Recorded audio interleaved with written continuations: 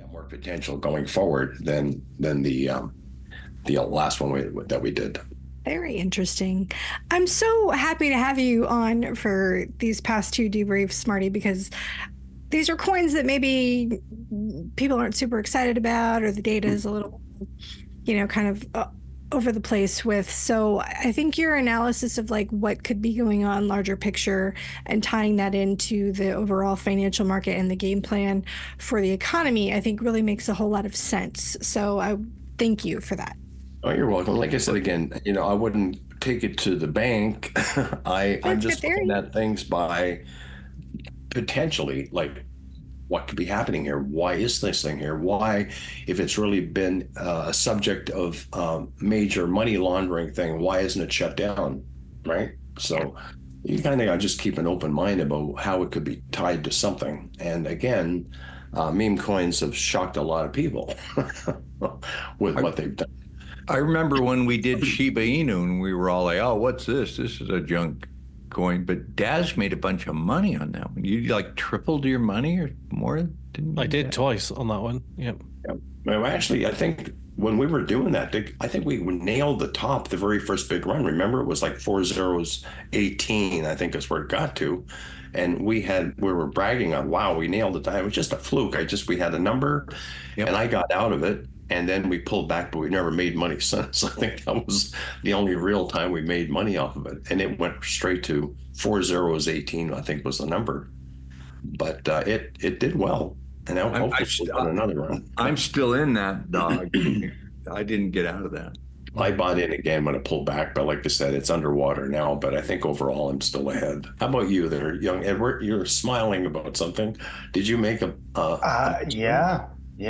Yeah, when you put in that was what, like 2 years ago or something like that. 2 years ago, yeah. 3 years or whatever it was. Yeah. You said it's gonna top here, and I was we all top. Sold it at that time, and it was nice, excellent, quite profitable. Yeah, it was good. Yeah, let's hope we get another one.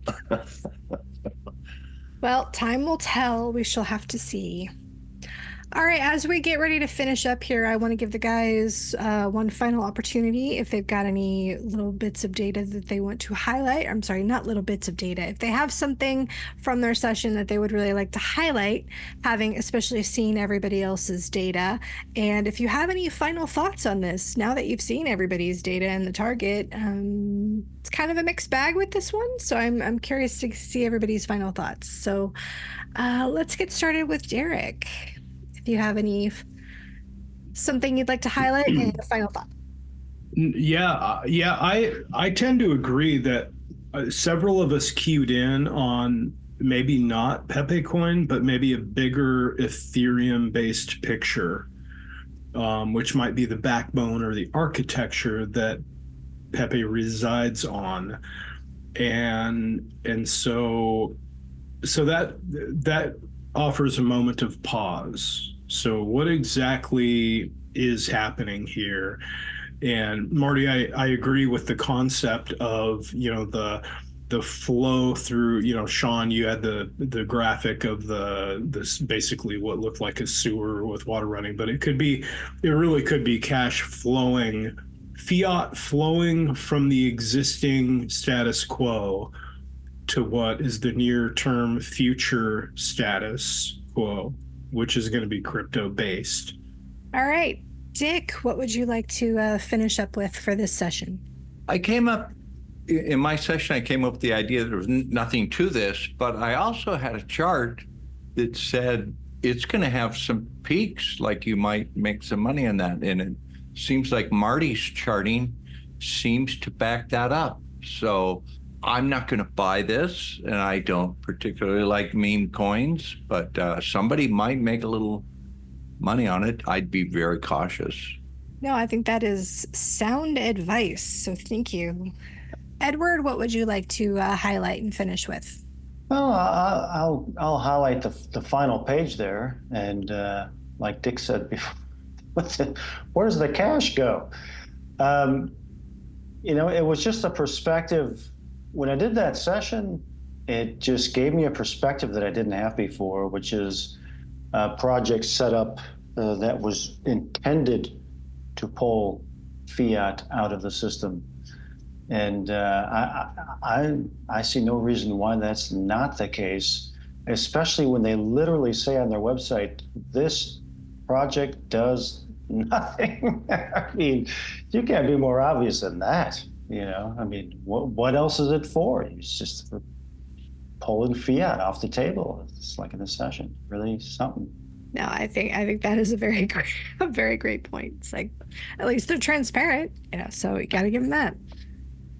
All right, Sean, what would you like to end with today? Yeah, I seem to get some data that supports what Edward was talking about just there. That there's, there's people coming together to share resources, and if it's to the benefit of pulling money out of the system and putting it into cryptos, that makes sense. I did pick up on a female that had some concerns about this.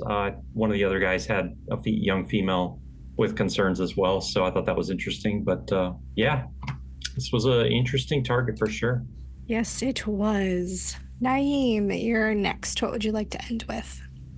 Oh, remote viewing wise, this was my favorite moment of the session, just picking up on something that's kind of so out of place for this kind of target, and then getting that feedback that the guy behind the actual meme is a psychedelic artist. But in terms of the performance of the crypto, seems like it's going to have some positive movement, leading up to the 12-month period. But I don't get involved in these kinds of meme coins. Has some potential, but also some pitfalls to it. All right, Daz, you had one of our most negative sessions. So how would you like to end things today? Well, yeah, on the negative side, I said, a real negative vibe for me. It feels like a scam and money laundering. But I'm a little bit conflicted in that I actually do own a little bit of Pepe, because I know that when Bitcoin rises, it brings the altcoins up, and the people out there are generally too stupid to buy Bitcoin because they think, oh, I can't buy too much of that, but I can buy 1 million of these Pepe coins for my $100, and it pushes the price up. So I know that the price will go up, like Marty said, 2 or 3x. So I'm waiting for that to happen in my small amount, but it's only a small amount there that I got it for just for fun as a gamble, really. But I still think it's a money laundering scam and very negative. But I'm willing to take advantage of. I'm willing to take advantage of that and make some money off it for myself. Yes, maybe take the wife out for a meal off it. It's not much. There you go. It's a little bit. Just like you did with Shiba Inu. Yep.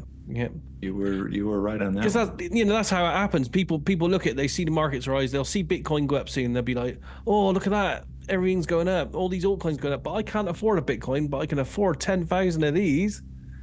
And they think 10,000 of that is better than 0.01% of a Bitcoin, and that's the way it works. That is the way it works.